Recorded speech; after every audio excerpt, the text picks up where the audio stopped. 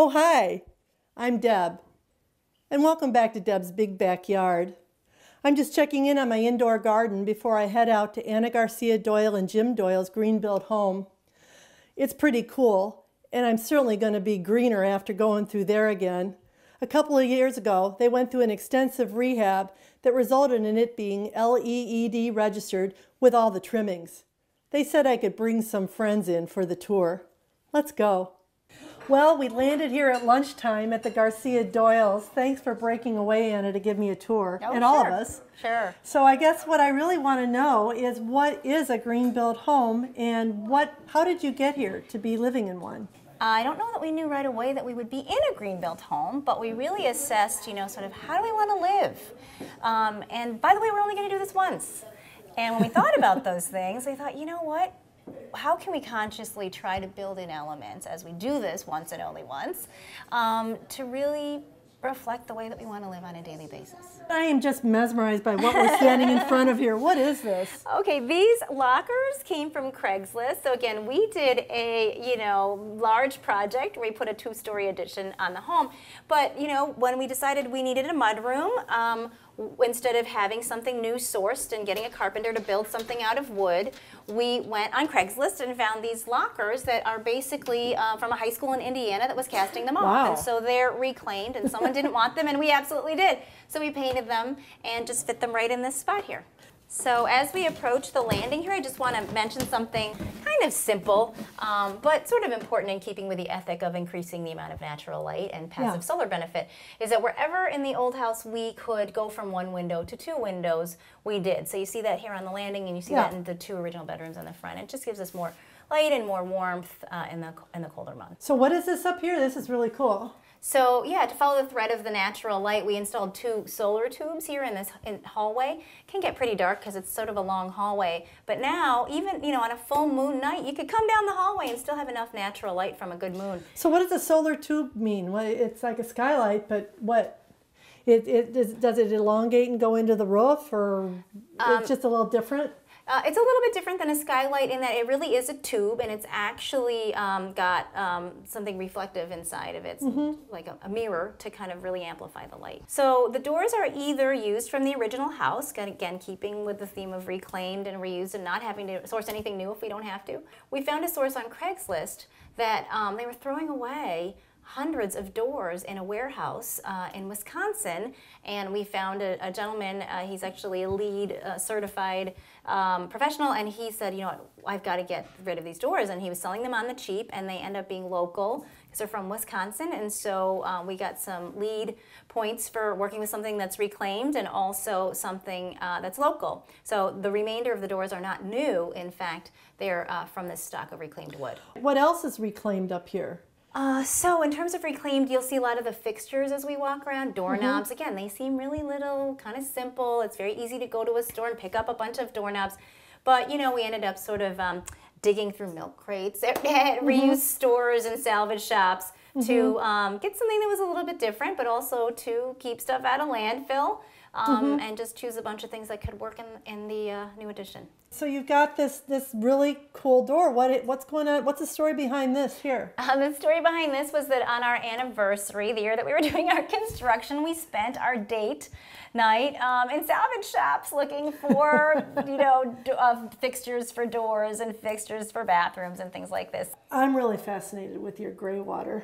Oh, and the things that you went, which I know we're going to talk about in a bit, but I see that we're standing right in front of one of the places that I think that you're gathering your water and reusing it again. That's right. To do something over here. And I'm sorry, I got to do it. All right. In here is Greywater that is flushing that toilet.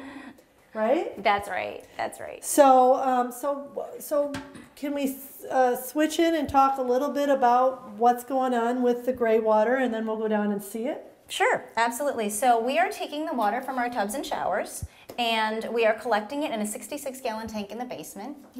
We're filtering it for hair and shampoo and things like this, and then we are chlorinating it just a little bit to make sure that as it comes back up through the pipes into the toilets, it's not a nuisance or dangerous or anything like that. But so it's nominally cleaned, and then when there's a call, i.e. a flush, the water comes from that tank into the toilets for flushing. Why was it important for you to do this, the Greywater? It was important because we knew we were just going to do the project once, and we knew that water conservation was a big ethic. I mean, we live on the Great Lakes here. Yeah. So is there a real worry about, we're not on the Colorado River, are we running out of water? But there is this concept, we are taking out, as I understand it, more than we're putting in. So that's never a great situation to be in. And I think it's also just the ethic in having kids, growing up in this house, that you do try to put back more than you take, no matter what it is. Okay, we're in the part of your house where all the mechanicals are, the heart of where these energy savings are. Which one of these big boys is Nurbert? So Nurbert, meet Deb. Deb, meet Nurbert. Nurbert is the 66-gallon tank. That's a cylindrical tank there. Hi, Nurbert. You'll see 2 colors of pipes, and this is a public health measure where all potable water is in a white pipe and all recycled water is in a purple pipe. So the tub and shower water, as I mentioned, comes into the tank, and when there's a call in the toilets, after being kind of filtered and nominally cleaned with a little bit of chlorine, the water goes back up through the purple pipes into the toilets for flushing. Has it been worth it? Are you a year in with your Greywater? Yeah, we're a year in with our Greywater. So we had, it's a curve.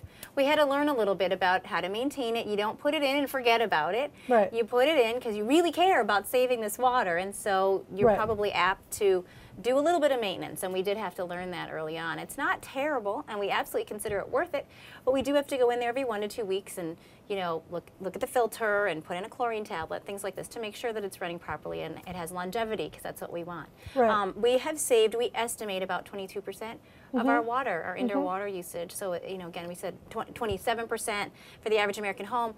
We had estimated between 19 and 23% for us, because we have high efficiency toilets.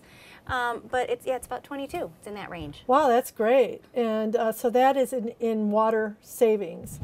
Not dollars, in the amount of water that we're using. This 94-year-old house has never had air conditioning until the geothermal system came in, and so we love having the air conditioning, and it's been really toasty even on these polar vortex days. Yes. So I will say it does our heating, our cooling, and then it warms our hot water. And I will say that we have seen an energy savings. We have absolutely seen, and it's a range, because we don't have all the data that we need, but conservative to aggressive, we believe that we are saving between 46 and 60% of our energy. This is not about money, the amount of energy that we're using by leaving our gas provider and going all electric with the geothermal unit. However, there are other pieces to that. We have all new windows. We have great insulation in the new part of the house. We have pretty good insulation in the old part of the house. So all these things together, including energy efficient appliances and everything, right, have given us what we believe is a pretty good bang. Conservatively speaking, we would probably pay back this system in about 8 to 9 years. And we think that's conservative. What brought you to this point to do all this stuff, plus all the other advocating you do for green issues here in Oak Park? Well, I think part of it has to do with our kids. We wanted to do this project in a way that just wasn't future looking because we didn't want to do it again and have to update it, but also to be future looking because we're raising young children in this house. And we want them to be thinking about the future and how to make good decisions today in our daily living whenever we can about securing a good future. And so I think for us, it had something to do with, the logistics of the project, but it also had a lot to do with, sort of the ethic of our family and how we wanted to live and how we wanted our children what we wanted them to embrace from this. Wow, well, I think that just about wraps it up for Deb's Big Backyard. I'm Deb. I'm Anna. And this is Deb's Big Backyard on the Road. Happy green, and see you next time.